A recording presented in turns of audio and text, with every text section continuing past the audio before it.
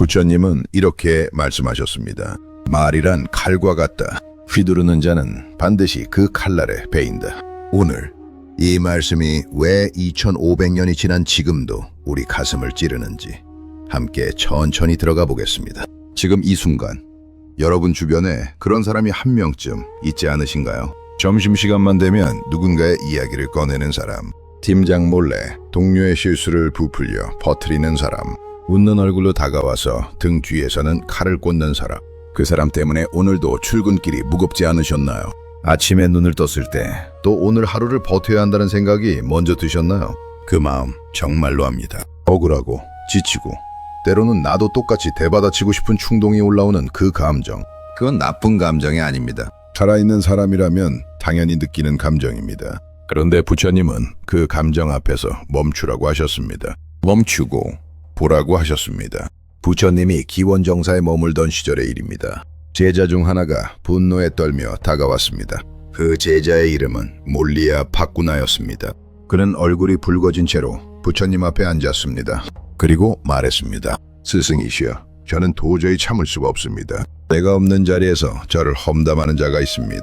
그 말들이 퍼져나가 저를 무너뜨리고 있습니다. 어떻게 해야 합니까? 부처님은 천천히 그를 바라보셨습니다. 서두르지 않으셨습니다. 바람이 지나가듯 조용히 입을 여셨습니다. 파꾸나야, 만약 누군가 네 앞에서 욕을 한다면 너는 어떻게 하겠느냐? 파꾸나가 대답했습니다. 주먹으로 치겠습니다. 부처님은 고개를 끄덕이지 않으셨습니다. 다시 물으셨습니다. 그렇다면 그가 흙을 던진다면? 돌을 던지겠습니다. 칼을 든다면? 저도 칼을 들겠습니다. 부처님은 잠시 침묵하셨습니다. 그리고 말씀하셨습니다. 파꾸나야, 너는 지금 그 사람의 무기를 들고 싶다고 말하고 있다. 그러나 그 무기를 드는 순간 너는 그 사람과 같은 자리에 서게 된다. 진흙탕에 들어가 싸우면 이기더라도 온몸이 더러워진다. 싸움이 끝났을 때 승자도 흙투성이다. 이 말씀이 오늘 여러분께 드리고 싶은 첫 번째 이야기입니다. 뒷담화를 일삼는 동료. 그 사람이 왜 그러는지 잠깐 함께 생각해 보겠습니다. 심리학에서는 이것을 투사라고 부릅니다. 자신 안에 있는 열등감, 불안, 인정받지 못한다는 두려움을 다른 사람에게 향하게 하는 방어 기제입니다. 그 사람이 여러분을 깎아내리는 이유는 여러분이 실제로 부족해서가 아닙니다. 그 사람이 스스로 충분하지 않다고 느끼기 때문입니다. 부처님은 이것을 가래와 무명이라고 하셨습니다. 탐욕과 무지, 자신이 무엇 때문에 고통받는지조차 모르는 상태. 그 사람은 지금 고통받고 있습니다. 그 고통을 여러분에게 쏟아내고 있을 뿐입니다. 이 말이 그 사람을 용납하라는 뜻이 아닙니다. 여러분에게 상처를 입히는 행동을 가만히 받아들이라는 말도 아닙니다. 다만 그 사람의 행동을 제대로 보라는 것입니다. 분노 속에서 보면 보이지 않던 것이 조금 물러서서 보면 보이기 시작합니다. 부처님은 또 이런 말씀을 하셨습니다. 남이 던지는 불화살을 맞받아 던지지 마라. 그 화살이 내 손을 먼저 태운다. 직장에서 뒷담화를 듣게 되었을 때 우리가 가장 먼저 하는 실수가 있습니다. 바로 해명하려는 것입니다. 억울하니까 즉각 반응합니다. 누군가에게 달려가서 그게 사실이 아니라고 설명합니다. 하지만 이상하게도 해명할수록 그 이야기는 더 퍼집니다. 왜 그럴까? 뒷담화는 관심을 먹고서 합니다. 여러분이 반응하는 순간 그 이야기는 살아있는 것이 됩니다. 부채질을 받는 것입니다.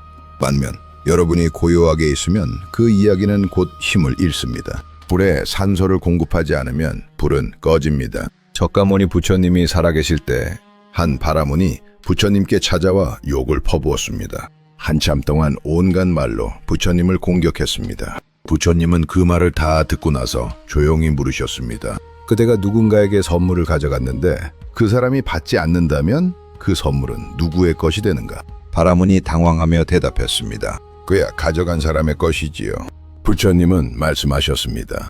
그렇다. 나는 지금 네 욕을 받지 않았다. 그러니 그 욕은 여전히 네 것이다. 이것이 핵심입니다. 받지 않으면 됩니다. 누군가 여러분에게 던지는 말들을 굳이 받아 가슴에 품지 않아도 됩니다. 받지 않겠다고 결정하는 것. 그것이 바로 부처님이 말씀하신 지혜의 시작입니다. 그런데 이것이 말처럼 쉽지 않다는 것을 압니다. 마음 공부를 오래 하신 분들도 이게 어렵다고 하십니다. 왜냐하면 우리는 사회적 존재이기 때문입니다. 평판이 깎인다는 거, 내 이름에 먹칠이 된다는 거, 그게 두렵습니다. 그건 당연한 두려움입니다. 그래서 부처님은 또 하나의 가르침을 주셨습니다. 자신을 먼저 올바르게 세워라. 그러면 비방은 저절로 땅에 떨어진다. 이 가르침은 팔리어로 아따나 사마 파사티라고 합니다. 스스로를 바르게 보라는 뜻입니다. 뒷담화를 하는 사람에게 에너지를 쏟는 것이 아니라 그 에너지를 오롯이 자신에게 돌리라는 것입니다. 내가 실제로 어떤 사람인가? 내가 오늘 어떻게 일했는가? 내가 동료에게 어떻게 대했는가? 이것을 점검하라는 것입니다. 평판은 결국 하루하루 쌓이는 행동에서 나옵니다. 한 사람이 말로 무너뜨리려 해도 여러분이 매일 보여주는 태도와 행동이 훨씬 강한 언어가 됩니다. 말은 허공에 흩어지지만 행동은 사람들의 기억에 남습니다. 그렇다면 실제로 어떻게 해야 할까요? 현실적인 이야기를 드리겠습니다. 첫째, 그 사람의 이야기를 들었을 때 즉각 반응하지 마십시오. 숨을 한 번 깊이 쉬십시오. 부처님의 수행법 중 아나파나사티, 즉 호흡을 알아차리는 수행이 있습니다. 분노가 올라올 때 그 분노를 누르려 하지 말고 그냥 바라보십시오. 나 지금 화가 났구나. 이렇게 알아차리는 것만으로도 감정의 폭발을 막을 수 있습니다. 둘째, 그 사람과 단둘이 있을 때는 짧고 분명하게 경계를 표현하십시오. 공격적이지 않게, 그러나 흔들리지 않게. 예를 들어 이렇게 말할 수 있습니다. 저는 그 이야기는 함께 나누기 어렵습니다. 이 말 한마디가 여러분이 만들 수 있는 가장 우아한 방어입니다. 변명도 아니고 반격도 아닙니다. 그냥 경계입니다. 셋째, 여러분의 편이 될 수 있는 사람들과 관계를 쌓으십시오. 뒷담화는 진공 속에서만 퍼집니다. 여러분은 실제로 아는 사람들이 주변에 있다면 그 이야기는 힘을 잃습니다.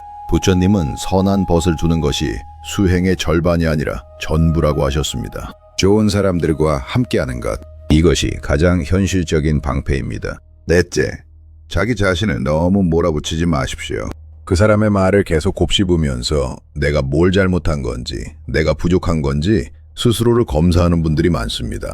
그런데 부처님은 자비의 시작은 자기 자신에게 먼저라고 하셨습니다. 자의 명상, 즉 메타 바와나에서 가장 먼저 자기 자신에게 이렇게 말합니다. 내가 행복하기를, 내가 고통에서 벗어나기를, 내가 평안하기를.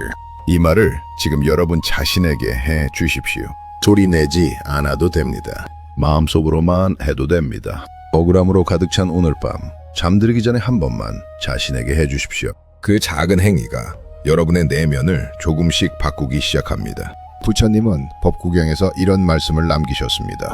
원수는 원수로 갚을 수 없다. 오직 사랑으로만 원수를 다스릴 수 있다. 이 말이 너무 이상적으로 들리시나요? 그럴 수 있습니다.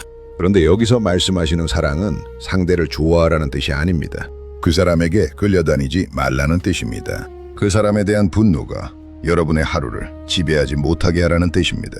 그것이 바로 여러분 자신을 사랑하는 방식입니다. 생각해보시면 지금 그 뒷담화하는 동료는 여러분의 출근길을, 점심시간을, 퇴근 후 저녁을, 잠들기 전 시간까지 지배하고 있지 않으신가요? 여러분이 가진 소중한 시간들을 그 사람이 빼앗아가고 있는 것입니다. 그 시간을 되찾아오십시오. 그것이 가장 지혜로운 복수이자 가장 품격 있는 승리입니다. 부처님이 열반에 드시기 전 마지막으로 제자들에게 하신 말씀이 있습니다. 모든 것은 변한다. 앙일하지 말고 정진하라. 뒷담화를 하는 그 사람도 영원하지 않습니다. 그 상황도 영원하지 않습니다. 그리고 지금 여러분이 느끼는 이 억울함과 고통도 영원하지 않습니다.